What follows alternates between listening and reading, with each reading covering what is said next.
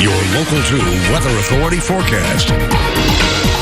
All right, more cool stuff, right? Oh, yeah. We still got a nice cool night going forward. Blankets, yeah, you're going to need those again today. But, hey, we do warm up before too much longer. We do see that chance for a little bit of warmth coming back into the forecast by next week. But for now, well, most of that cloud cover that we've seen out there starting to part ways for us. But you know what? There is still a little bit of rain to keep an eye on. Just off to our west, south of El Paso, this rainfall that we're seeing just south of the border, it's going to be heading its way towards the viewing area, starting to make its way into the Davis Mountains a little bit later tonight as we start to move into Friday morning. So there is still something to keep an eye on out there, but definitely not the sort of widespread rain that we've seen over the past couple of days. And, well, one thing that rain has brought us is plenty of moisture. And our drought monitor, well, we were looking at drought in Midland County just last week. Now, not so much. Thanks to all that rain that moved through, it's put us right back in the right frame of mind. And, well, we're starting to see another chance for more of that rain in our forecast helping us out there.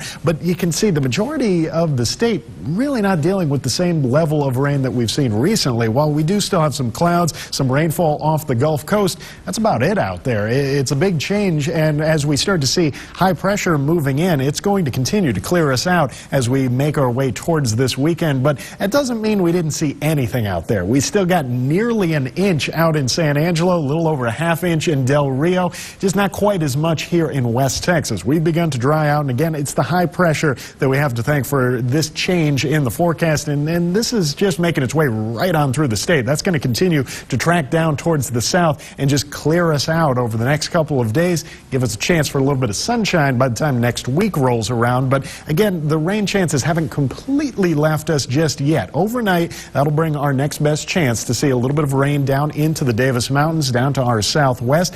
Really, that's the only spot, though, that we're watching, at least for the time being. Later on Saturday, that's when we'll have a chance for some of that rain to drift back into the basin. Early Saturday morning, we're talking pre-sunrise Saturday morning, is going to be our best chance to really see any more of that wet weather, and then drying right back out. The question now is those temperatures. What do we see going on out there? I mean, it's definitely another cool one. We're down in the 60s across West Texas, 61 for our high in Odessa, Midland, 62 there in Alpine. Had some 70s off to the east, but most of us still pretty chilly out there, well below average for this time of year, even some 50s in the northern basin. And, well, where should we be for this point in November?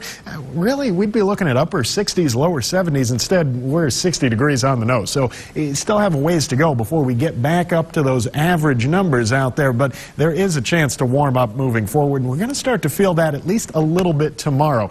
That's tomorrow afternoon, I mean, not tomorrow morning. It's still going to be plenty cool out there. We're seeing a chance for some 30s as we move through the overnight hours. 38 up in Tatum, lower 40s into the northern basin, about 48 in Andrews and Big Spring. But by tomorrow afternoon, getting back into the mid-60s. Going to continue to see that gradual rise in those temperatures out there over the next couple of days. More of those 40s along I-20 tonight, but then some more of those low to mid-60s by the time we get into Friday afternoon. So next few days, it's just going to continue that sort of pattern, gradually warming up out there as we get a little bit more sunshine back in the forecast. More of those mid-60s into the Trans-Pecos, 63 in Fort Stockton, and then overnight tonight in the Davis Mountains, another chilly one. Certainly will need that blanket and a jacket as you head out the door early tomorrow morning, back down in the lower 40s, and then low to mid-60s by the time we get into Friday afternoon. Next few days, you're going to continue to see more of the same out there. That cloud cover sticks around, and those temperatures gradually rising day after day. About 62 tomorrow,